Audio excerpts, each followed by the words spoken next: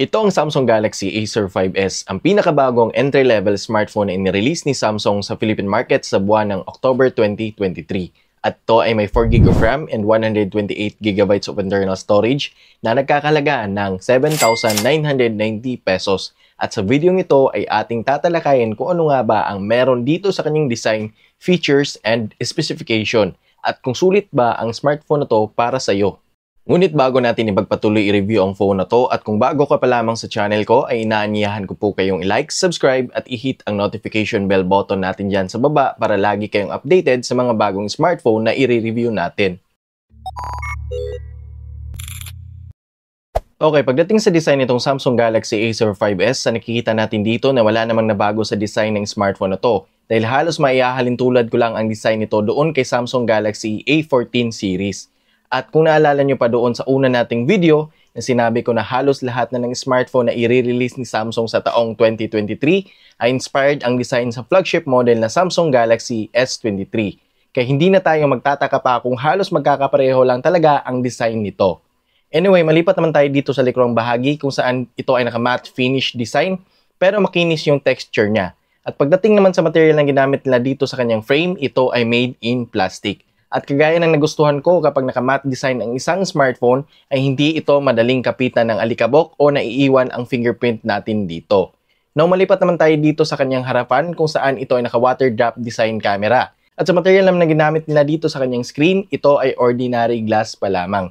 At mapapansin talaga natin dito na medyo makapal pa ang bezel nito lalong-lalo na dito sa bandang chin.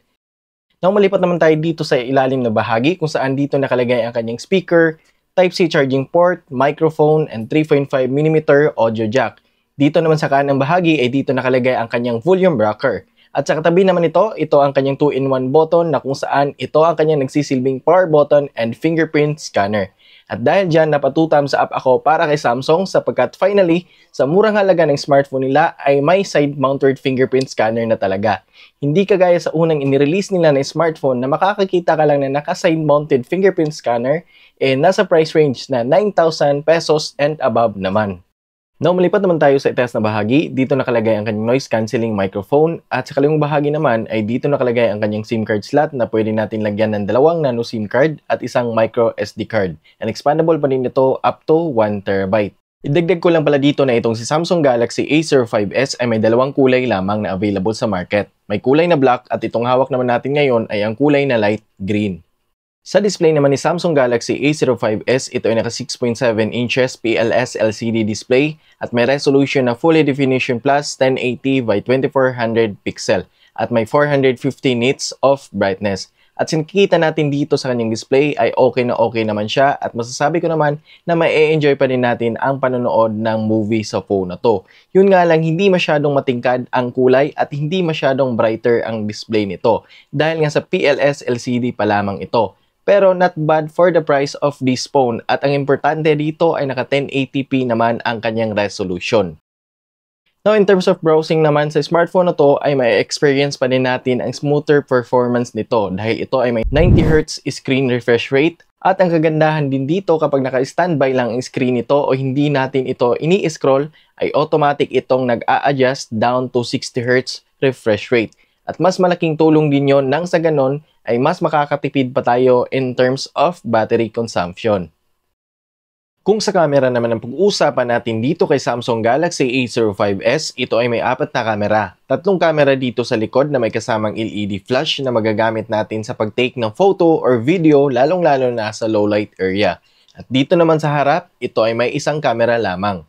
Pagdating naman sa camera resolution nito sa likurang bahagi, ito ay may 50MP main camera with auto focus, 2MP naman para sa depth camera, and 2MP naman para sa macro lens. Samantala dito naman sa harap, ito ay may 13MP selfie camera. Pagdating naman sa video resolution nito ay kaya mag-shoot nito ng 1080 at 30 frames per second and 1080 at 60 frames per second dito sa likod na camera. At dito naman sa harap ay kaya din itong mag-shoot ng 1080 at 30 frames per second and 1080 at 60 frames per second. Mapunta naman tayo sa performance ni Samsung Galaxy A05s. Ito ay naka-octa-core processor at may latest operating system na Android 13, One UI Core version 5.1. at may chipset na 6nm Qualcomm Snapdragon 680. At hindi na bago sa atin ang chipset na to dahil since 2021 pa ito inirelease sa market. At madami na din talaga ang mga smartphone na gumagamit sa chipset na to. And honestly, ito din yung chipset na ginagamit ko ngayon sa aking smartphone. At masasabi ko naman na okay din naman siya in terms of gaming performance.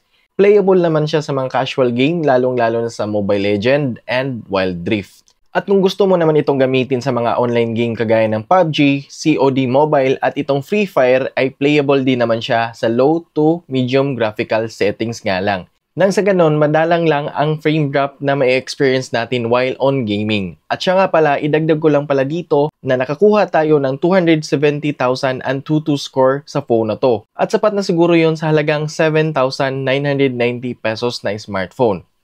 Anyway, malipat naman tayo sa battery capacity ni Samsung Galaxy A05s. Kagaya pa din ito ng ibang smartphone na may 5,000 mAh battery capacity na magagamit natin ng pangmatagalan. At meron pa din itong 25 watts super fast charge at siguro madali na din itong mapupuno kung sakaling mag-charge man tayo ng ating smartphone.